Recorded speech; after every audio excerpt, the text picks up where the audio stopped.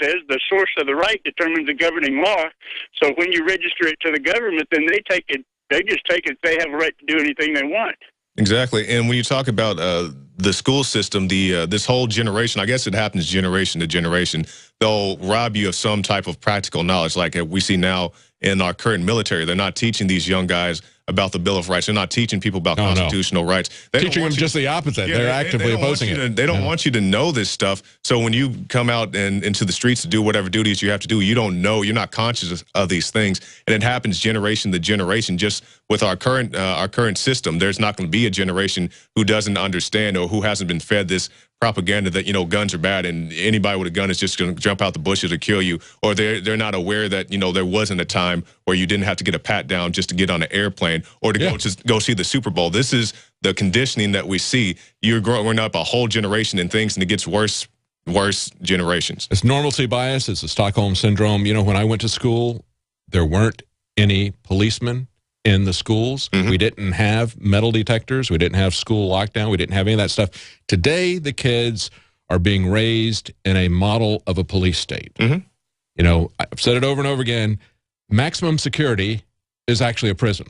Okay, that's why they call it prison. We see, just like I was talking about earlier in San Antonio, with the RFID trackers at the high schools down there, it's prisoner training. You give the kids the little ID badge they have to wear visibly all the time. You stand in this line, you do this, you can't go here without this permission. You have to ask permission to go to the water fountain, just like you do in jail. You know, I used to work in the jail. That's how it worked. Yeah. If you value security over everything else, you're going to get maximum security, which is a panopticon prison where everything you do is watched.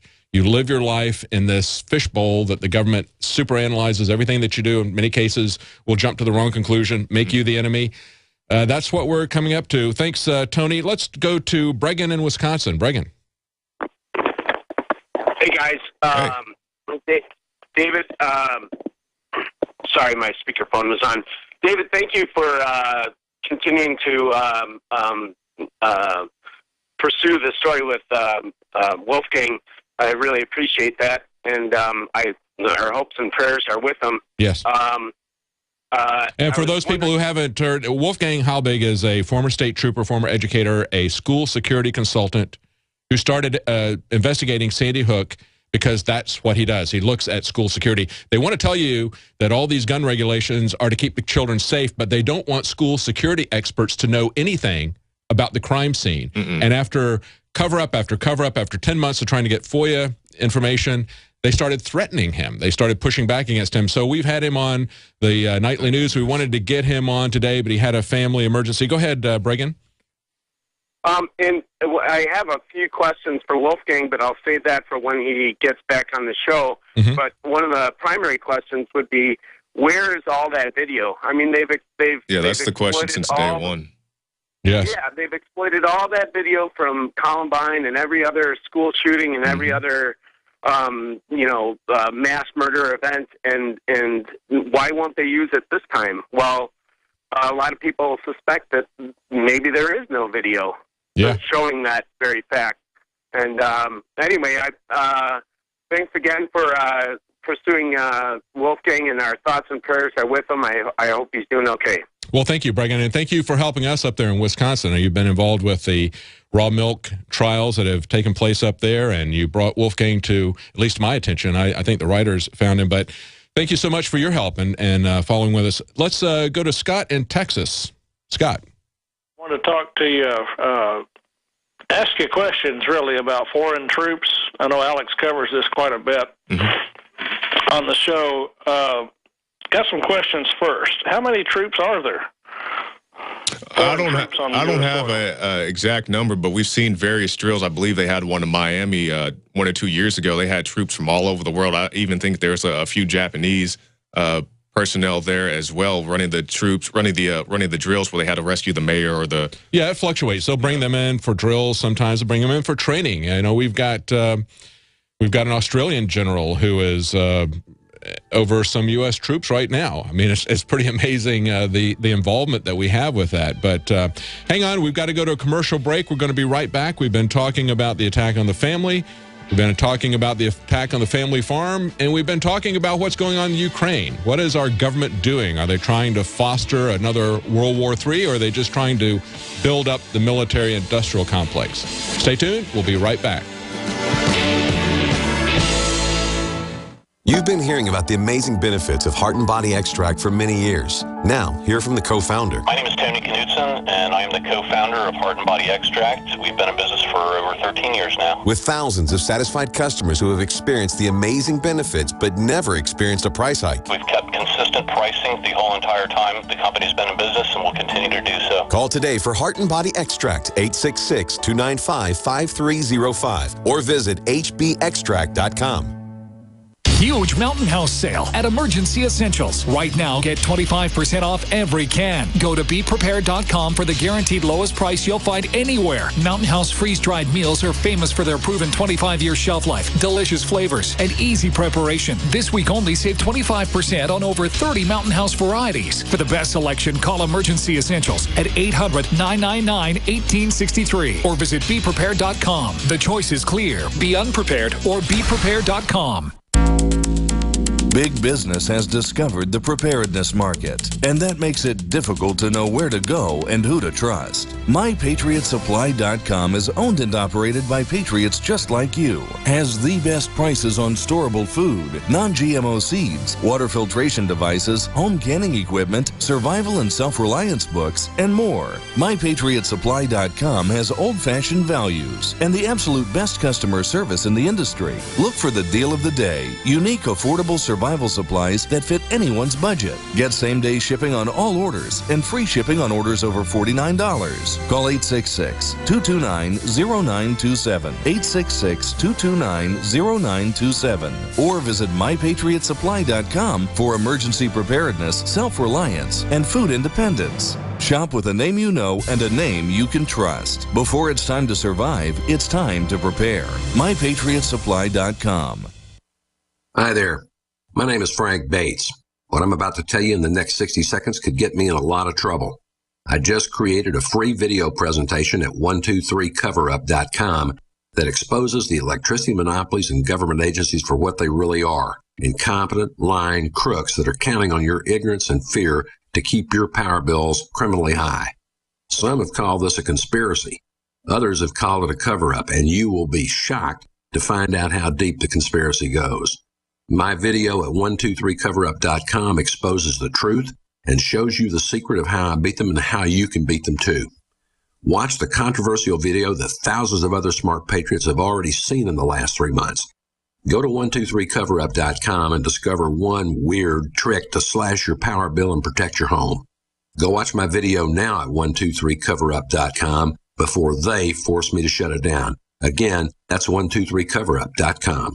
In the last 50 years, iodine has been phased out of our staple foods and replaced with the halogen bromine, a practice now banned in nations around the world.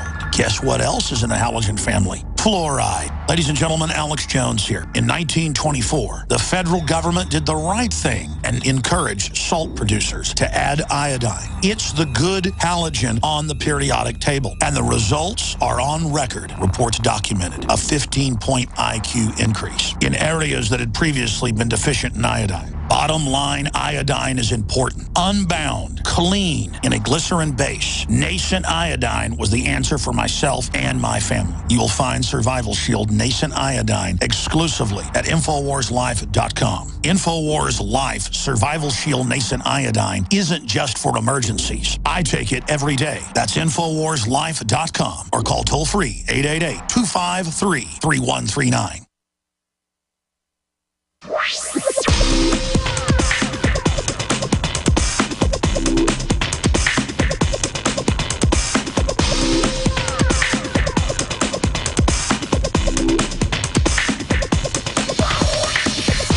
Welcome back to the Alex Jones Show. I'm David Knight, filling in for Alex. I'm joined here in the studio with Jakari Jackson, and we're taking your calls now. We're going to be joined in the next segment with Leanne McAdoo. She's going to give us some information about designer babies, as well as today in Austin, there was a meeting about fluoride in the water, and the InfoWars crew was pretty well represented there. That's still ongoing as far as I understand, but she's going to give us an update on what's happening there. And I'm sure there'll be more news on that tonight on the Nightly News.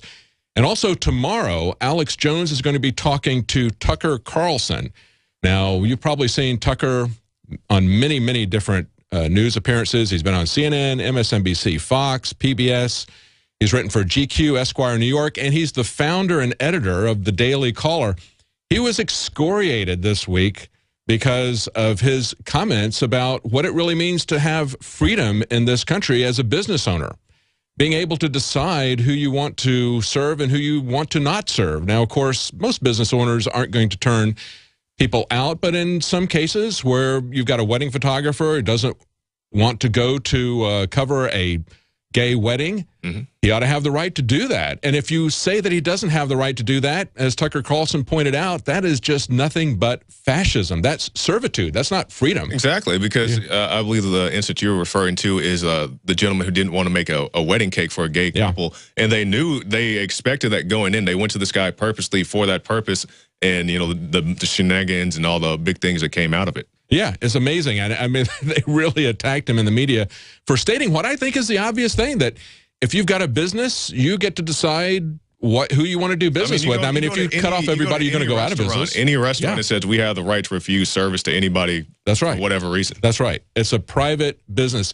and if it's a private business where the people who own it and pay taxes and pay for it and have to meet payroll, if they don't have the freedom to make the decisions about how they want to operate, who they want to operate with, then you've got fascism. You don't have a free market. You don't have private property. You simply have economic fascism, where you have token ownership by private individuals, but you don't have actual ownership. Now, he's going to be on tomorrow. I don't know what he's going to talk about, but he's going to be on with Alex Jones live in studio. That's Tucker Carlson tomorrow.